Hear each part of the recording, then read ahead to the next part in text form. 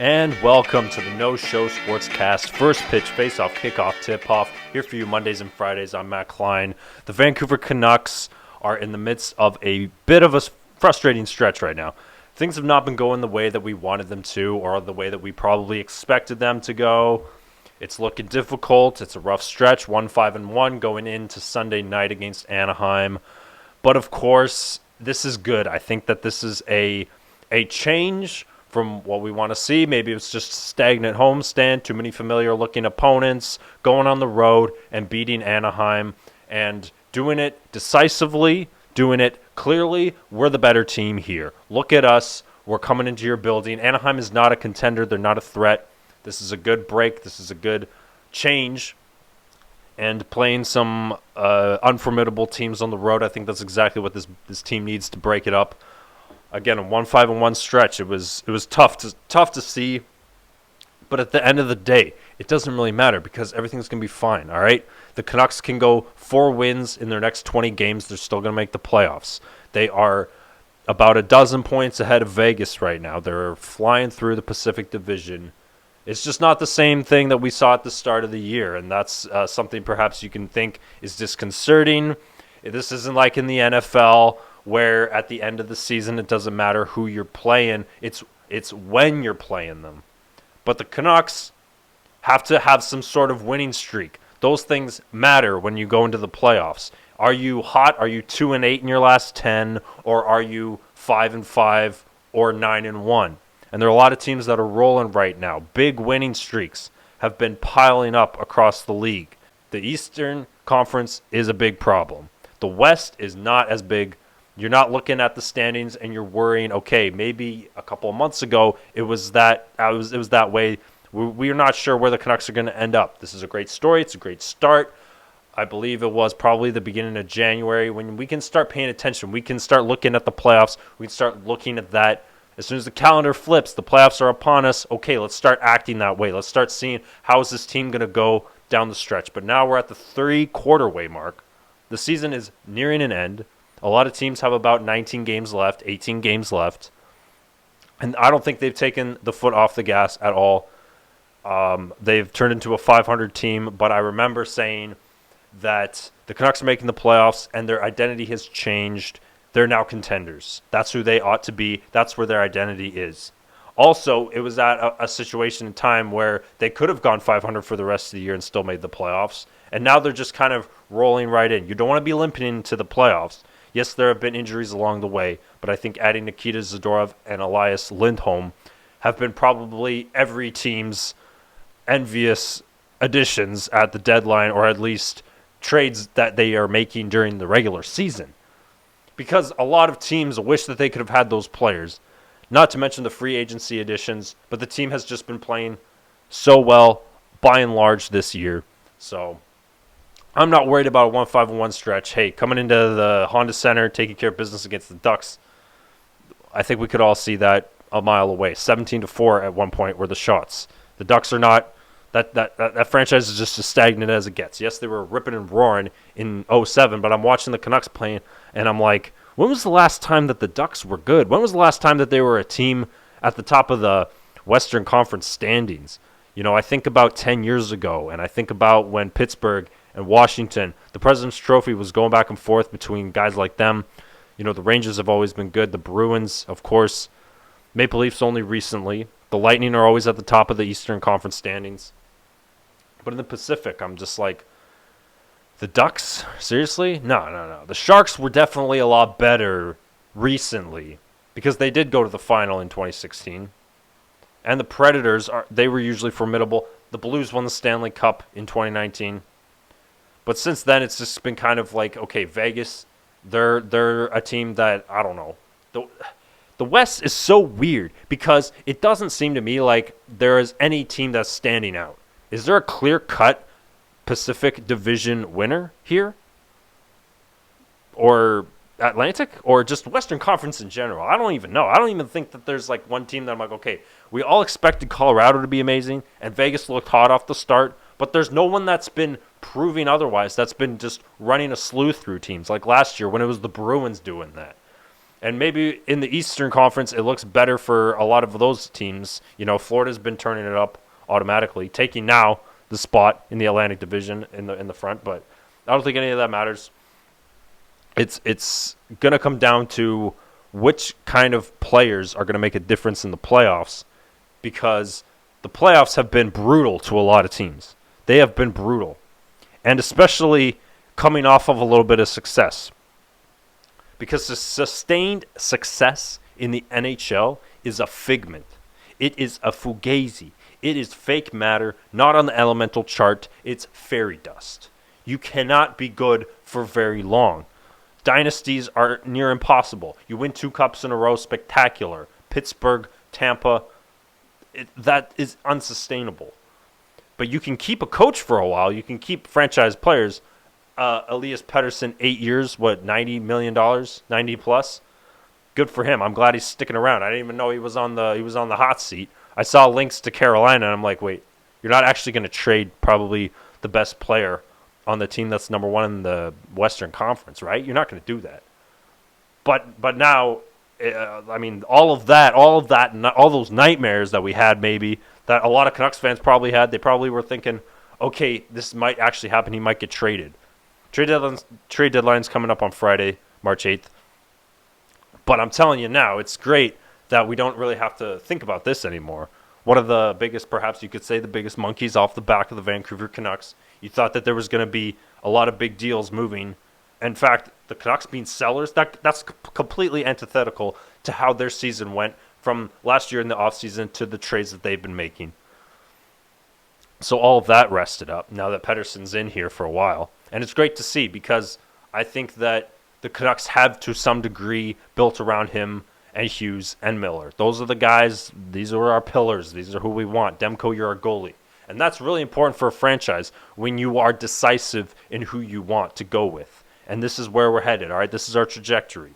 And that's great. So I'm all for it. It's spectacular to see. Pettersson seems to be getting better every year. Last year he had 39 goals. Hopefully he gets 40 soon. He's still growing. He's still getting better. But he's going to be in here until his early 30s. Or we'll see how it goes. I think there is an option in there where he could go somewhere else. But I just can't imagine, because maybe the Canucks cannot repeat this next year. But as long as they can go in the playoffs, as long as you make the playoffs, the NHL is the only league where if you make the playoffs, you are equal to everybody else, because you win that President's Trophy. That doesn't mean a lick, okay? Throw that aside. Throw it in the trash. We're all starting from zero here.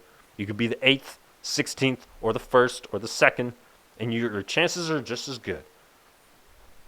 So, all of that said, moving right along with hockey, it's great to see, and it's exciting to see. But March is just that tough month. Tough month. I'm here. I'm back. I was away. I was on vacation, and that is kind of like I wanted a break where, it's always tough after the Super Bowl, because now you're just like, all right, what can I focus on? What sports are there? Like, the playoffs for NBA, NHL are starting soon. Baseball is starting at the end of the month.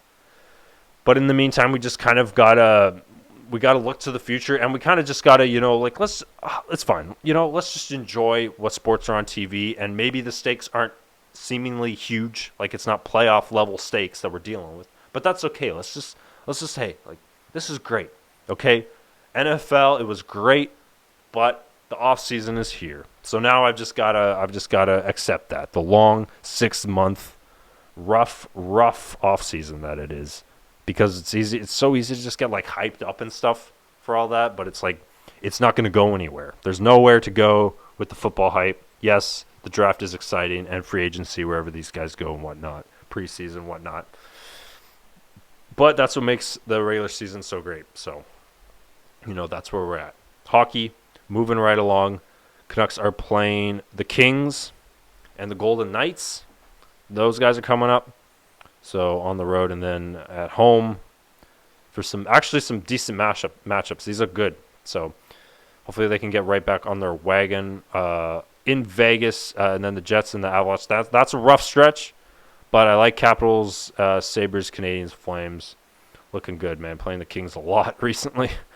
Yeah, the Kings have kind of had their number. They are a team you do not want to mess with, let me tell you. They are a tough bunch. And the Jets are, my goodness, they just beat up on Buffalo. I mean, I don't even know how. Even without fans, they're finding ways to win. Congratulations, good for them. But my goodness, I mean, for crying out loud, the Dallas Mavericks, they lose to the Sixers on Sunday, 120 to 116. Luka has 38-point triple-double. And just like the recent failures that the Mavericks have been going through, with the help of, like, nobody, because this seems to be happening every single year. They bring in somebody or someone's going to help Luka, right? Porzingis, no, he's not the guy. So get rid of him, bring in Kyrie. And then they add, who was it? Grant Williams. They get rid of him. They bring in P.J. Washington. There's a lot of guys coming in. Christian Wood. Let's bring in Christian Wood. Nah, get rid of him. I mean, Derek Lively is their guy at center. But Josh Green, these starters, that you cannot contribute. Like, the only way I thought that the Mavericks were going to be able to do anything was if Tim Hardaway is the third guy who steps up and who does something. Because nobody has been able to sustain anything sort of offensively. It's all falling back on Luka and Kyrie. And they just don't match up. Like, they are not on the same level as the Timberwolves or the Thunder or the Nuggets or the Celtics or the Bucks. They're not like these teams. I'm not putting Cleveland up there yet. I'm not. Cleveland is below. It's beneath. They're there with the Knicks. I know the Knicks just roughed them up on Sunday night as well, but I'm not comparing those two teams right away. It's just injuries have been plaguing everybody, seemingly. But it's interesting because there are no like teams in the West that are bouncing out at me right now. Like, it's these first-timers like the Timberwolves and the Thunder. They're going to the playoffs this year, and no one really expected that because last year they were a bunch of scrubs that nobody paid attention to, and now they're on ESPN primetime and TNT spots, or at least the Thunder. I don't even know if they were able to think that far ahead when they were making the schedule. But either way, it's nice to see. I want to see these new teams. Kind of like last year. The Nuggets were the best team, and Sacramento was just behind them a little bit. Same with the Mavericks. And then the Clippers were pretty bad. But this year the Rockets are a little bit better. Clippers are good, obviously. So I don't even know where to put the Mavericks because they are just one of the worst ran franchises because of the output that they put every year. And Luka Doncic cannot play defense when he walks up the court with the ball and then he defers. He just stands there. Watch Luka pass the ball to Kyrie and then just stand there at half court and do absolutely nothing. Maybe he was running up the court, so he's got a little bit of momentum in there, and then an offensive rebound just ends up in his way, and he tries to reach and grab for it. He'll reach and grab for a rebound, but other than that, he's just deferring. And the guy, you cannot do this. Superstars play defense. Superstars are hauling their butts everywhere. They are going back and forth, full-on beep test. LeBron James, Steph Curry, Giannis Antetokounmpo. Jokic has the added benefit of being around a lot of great players that are constantly benefiting him all together. Like, he's the nucleus, and the team is just consistently able to win around him because of what he does for his teammates. He makes them better. Does Luka actually make Josh Green and P.J. Washington and Derek Lively and those guys and all their 8.5 points per game better? Because the team can't win. The team is not on that level with those better players. And this is not indicative of shooting the three or getting to the free throw line or being a high percentage shooter or a high percentage field goal maker. This just has to do with all around effort on the athletic side. Maybe it's just physical limitations that Luka has because he is not super athletic. Like, he's turning into the next James Harden, not the next LeBron James. He just that's his ceiling. And he's been so good for so long, like 5 years or however long he was in the 2018 draft. So that's about 5 or 6 seasons that he's been this great player. But he's kind of reached his ceiling at the ripe old age of 24. So where do you go from here? Not one of those situations where you want to pull out early because the Mavericks are a great franchise, historically. Right now, just things are not being ran the way that a championship team with a generational talent like Luka, where is he going? He's heading in the wrong direction. His ceiling has been reached. In fact, it might have been reached already. Leading the league in points, maybe he does win MVP this year. But if the team isn't winning and he's not playing defense and he's just looking like some snob when he doesn't have the ball, that's not a good look for your league if that's who your MVP is. So a lot just to analyze and break up and look up and down the standings. Similar to hockey, this is where we are. We're going up and down the standings. We're like, all right, which teams are in the malaise, are just not going anywhere. They're just floating around in a dead lake. That's where they're headed. So anyway, Mondays and Fridays, are we going to get to Yes. Thursday night, I'll be uploading if I'm not watching Dune again. We'll see. I want to get back on this because vacation time is over. All right, back to work.